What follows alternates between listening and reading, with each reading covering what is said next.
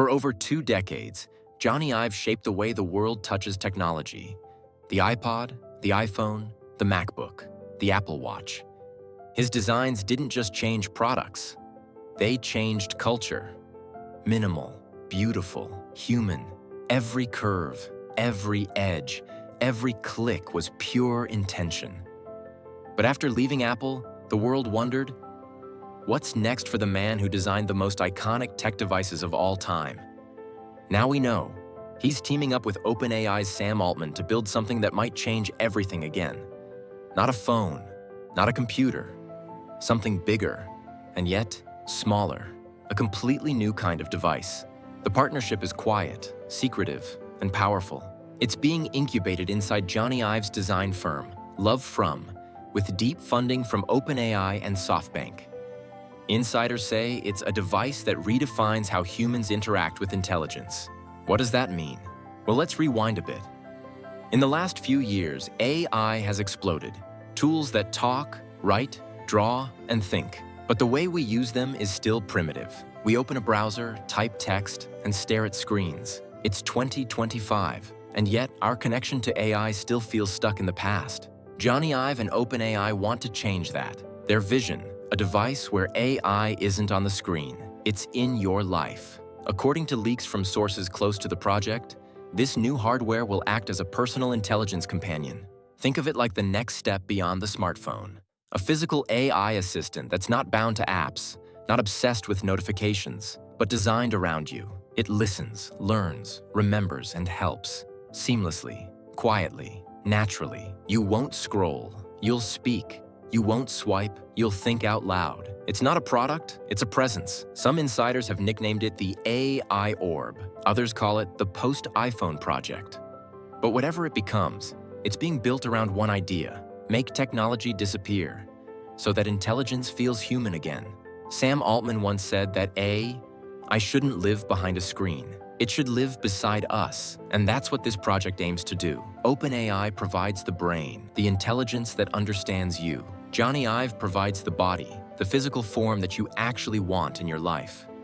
Because let's face it, tech today feels overwhelming.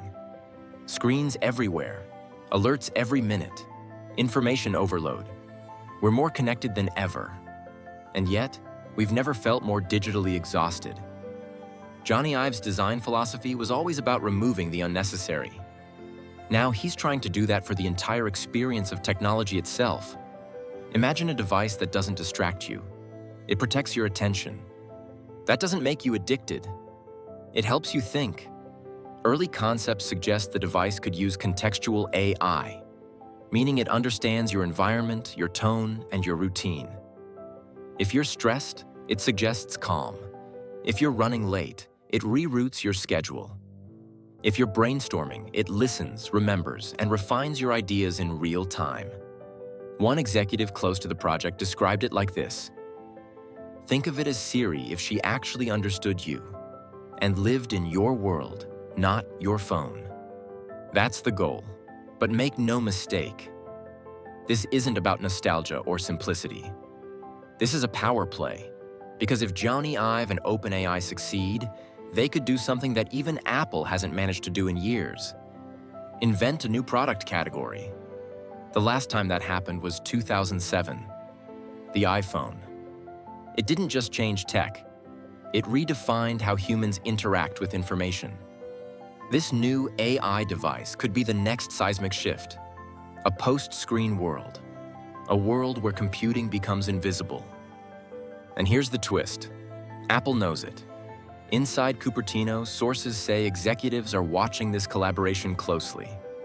Not out of curiosity, but concern. Because Jony Ive isn't just designing hardware. He's designing the future of human-computer interaction.